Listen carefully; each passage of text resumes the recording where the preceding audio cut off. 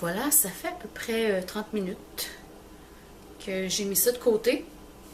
Puis là, ben, je vais aller masser pour vraiment faire sortir le liquide.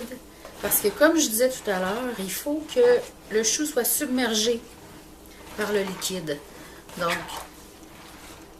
si vous voyez,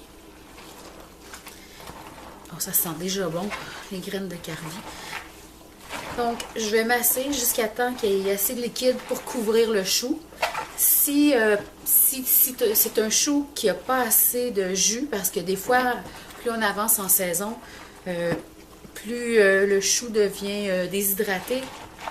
Donc, il n'y a pas nécessairement assez de jus pour faire la fermentation à lui seul. Donc, parfois, ce qu'on doit faire, c'est ajouter une solution, une saumure d'eau et de sel. Donc, les proportions, ça serait 2 ou 4 cuillerées à soupe pour un pot maçon, 1 litre. Il y a différents degrés de saumure dépendamment. Plus il fait chaud, plus ça prend une saumure salée pour éviter que ça chauffe et que ça moisisse. Et plus c'est salé, plus ça va être croquant. Moins on met de sel, moins ça va être croquant. Donc là je le sens, il est à mon goût pour le mettre dans mon pot. Donc je vais tasser ça ici. Alors, on va mettre le chou dans le pot. Il faut le taper.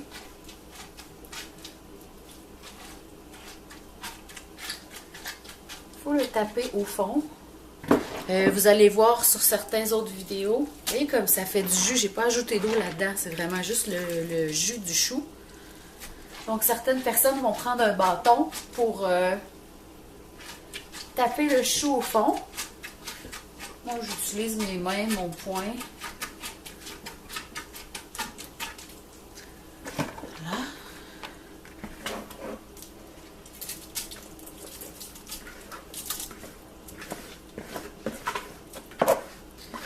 Donc, ma première batch est ajoutée à mon pot de fermentation. Je vais vous montrer un peu de quoi ça a l'air, si je peux avoir un peu de lumière. C'est de ça que ça a l'air.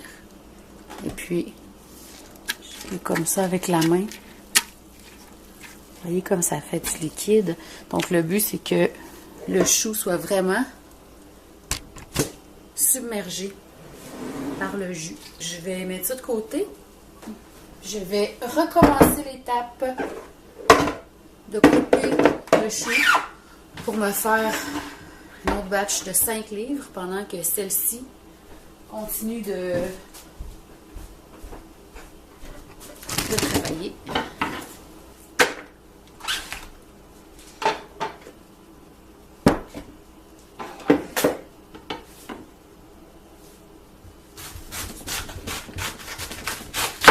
Je suis rendue à ma deuxième batch et je vais ajouter du chou. Comme ça. Je vais le caler au fond.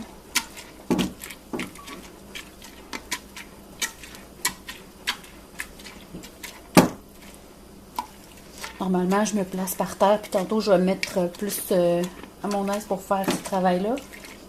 Parce que ça va mieux quand je mets le pot par terre, puis que j'ai mes 2 mains pour travailler. Là, je vais simplement vous montrer qu'est-ce que je fais. Donc là, j'ai ma deuxième batch que j'ai faite tantôt. Donc, j'ajoute. Je voulais parler du sel. C'est important d'utiliser du sel pur et non pas du sel. Vous regardez les ingrédients, là, du sel de table, ça fait pas parce qu'il y a du silicate de potassium puis de l'aluminium de je sais pas quoi là-dedans. Donc, ça peut inhiber la fermentation, sans compter que c'est des produits chimiques dont vous n'avez pas besoin. Voilà. Donc, vous pouvez prendre un sel pour les marinades. Vous pouvez prendre un sel de mer, un sel rose, peu importe le type de sel en autant que c'est 100% sel.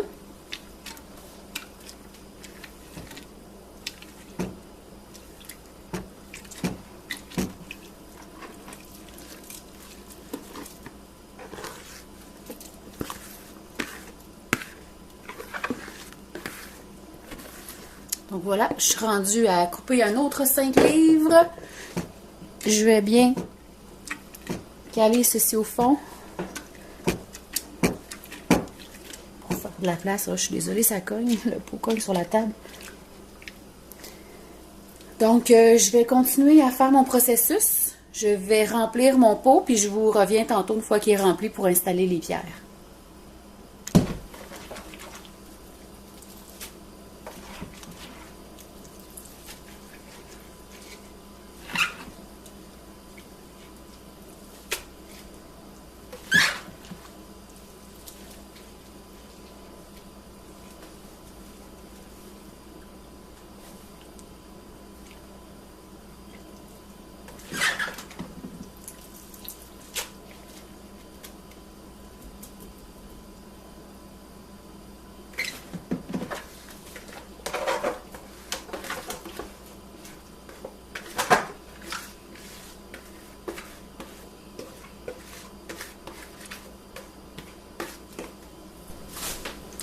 Alors, on est rendu à mettre les feuilles de chou qu'on a réservées tantôt pour s'assurer qu'il n'y ait pas trop de morceaux comme ça qui flottent. On veut vraiment que tout soit complètement couvert. Si vous voyez ma main, il y a à peu près quand même ça de liquide. Si mon chou était sec, je pourrais rajouter une solution d'eau salée.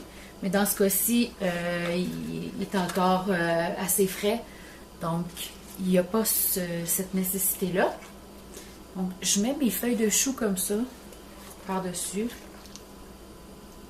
Et ces mêmes feuilles de chou-là me serviront quand je vais mettre ma choucroute en pot. Donc, j'appuie bien pour bien descendre les feuilles de chou et le plus de particules de chou possible. Et ensuite, je vais venir poser mes pierres. La première est toujours très facile à poser. Des fois, la deuxième est un peu plus tricky. Dans ce cas-ci, ça va très bien. Puis je les pousse vraiment le plus possible. Et j'essaye d'enlever le plus possible qu'est-ce qui flotte. Mais même si j'enlève pas tout, c'est pas si grave. En autant que j'enlève le plus gros. C'est pour éviter les moisissures qui vont se développer sur des petits bouts de légumes qui pourraient être en contact avec l'air. Mais étant donné qu'à cause de cette lèvre ici, on va créer un seal, donc une fermeture hermétique. J'ai essuyé le bord ici. Comme ça.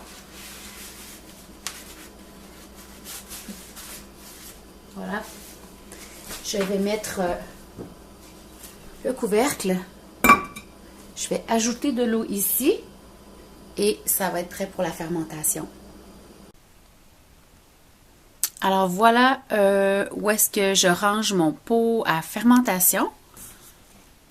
Dans mon garde-robe, sur un linge comme ça. J'ai ajouté de l'eau ici. Sur la lèvre. Puis tantôt, je vais mettre un petit thermomètre ici. J'aime bien avoir la température pour savoir comment ça se passe.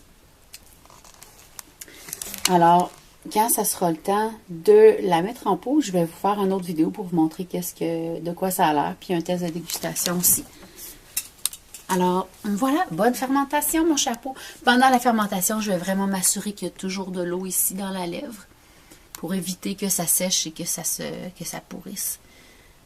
Donc, voilà. Alors, ça, c'est un pot de choucroute qui est prêt. On voit que la couleur est différente.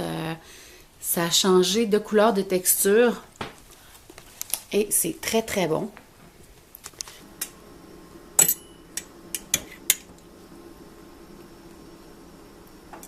C'est de ça que ça a l'air.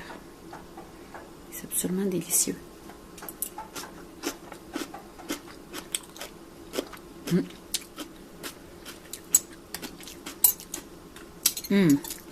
Quand vous la rangez, assurez-vous de...